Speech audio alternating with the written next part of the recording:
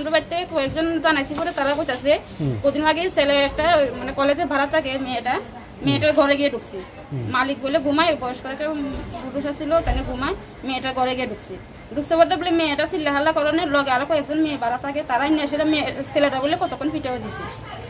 হ্যাঁ কি বিবাহিত? হ্যাঁ হ্যাঁ বিবাহিত। কি নাম? রাকেশ পাল। কি করে এমনি স্টেট গ্রামীণ ব্যাংকে থাকে। চাকরি করে না? চাকরি করে না, কি করে করতে পারি না। ছেলে মেয়ে আছে? মেয়ে একটা আছে। ছোট? হ্যাঁ ছোট। গেছিল তারা বাড়িতে, আমি সবসময় দুধা নেই। কত বছর? মেয়ের বয়স 10। মেয়ে আজকে পরীক্ষা, স্কুলও ছিল না, পরীক্ষা চলে। কোন ক্লাসে? ক্লাস 5-এ। তখন মেয়েরা আমি রান্না করেছি, মেয়েরা আমি করছি মেয়ে তুমি যাও দুধটা নিয়ে আসো। মেয়ে কয়েছে ঠিক আছে। আমি আইতে একটু গোবর নিয়ে আসো। আমি গোবর দিতাম ঘরে, তো সেটা গোবর না পাচ্ছে না।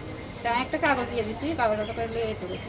তারা আবার গেছে বলতে দেখছে মানে যে ছেলেটা তার সে বাথরুমের সামনে আছে। তাই দুধ লিয়ে ফেসে বলতে তার কাছে একটা মেয়ে আছে। জিজ্ঞাসা করতে আম্মা আমি তো গোবর নেই, মা করছে গোবর নিতাম কোন লিয়ে যাও, রাস্তার লোকের রাস্তার সঙ্গে আছে। মেয়ে দুধ লিয়ে আইসে, ছেলেটা তাই পেছনে আইছে। আইসে দুধ লিয়ে মেয়েটা যখন গোবর লইতেছে, ছেলেটা তাদের জিজ্ঞাসা করতেছে তোমার নকটি তো বড় হয়েছে, তো নকটি কারণ আছে কম পাবো এলে কাইটাতে এটা জিজ্ঞাসা তো তোমার দাদু দোকানে করে না? কর না। ও কেয়ারে করে না, কি জানি আমি জানি না। চিন্তা করে সঙ্গে মেয়ে তো নয় গোবর লইতেছে, মেয়ে ফট করে জামাটা উগিয়ে দিয়ে ফ্যানের ভিতরে দিয়ে ঢুকাই দিছে, ঢুকাই দিয়ে ধরে লাইছে। ছেলেটার নাম কি? রাকেশ পাল। বয়স কত? এনে 32-33 হইব। কি করে? ওখানে কিছু জানি না, মানুষের কোচিতে শুনে মানে গ্রামীণ ব্যাংকে তানে থাকে। আপনার বাড়ির পাশেই? আমার বাড়ি থেকে অল্প একটু দূরে। কোন জায়গায়? সুকান্তনগর। সুকান্তনগর কোন পঞ্চায়েত পড়ে? গ্রাম পঞ্চায়েত। কোন গ্রাম? সুকান্তনগর গ্রাম পঞ্চায়েত। বাড়িও সুকান্তনগর গ্রামে? হ্যাঁ গ্রামে। এখন আপনি কি চাইতেছেন? আমি চাইতেছি সুবিচার ও কঠিনতম হাতের ব্যবস্থা নেব। আপনি মহিলা পিএস আইছেন মামলা করতে? হ্যাঁ। ঘটনা জানায় বিচার চাইতে? হ্যাঁ বিচার চাইতে। এখন অভিযোগ জমা দিয়েছেন?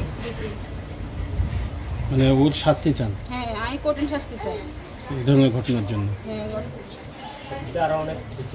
দুধ আনতে গিয়েছিলাম তো বাড়িতে একটা আঙ্কেল আসছে, ও আঙ্কেলটাকে আমি দেখেছি, এই আঙ্কেলটা বাথরুমের সামনে দাঁড়িয়ে রয়েছে। তারপরে কি নাম আঙ্কেলের? জানো না আঙ্কেলের নাম? রাকেশ পাল। আচ্ছা তারপরে আমি ওদের বাড়ি থেকে দুধটা নিয়ে এসে রাস্তার সামনে এসে পড়েছি। তারপরে আমি ও বাড়ির ঠামাকে বলেছি যে তোমাদের বাড়ি থেকে গোপর নেওয়া যাবে। ও আঙ্কেলটা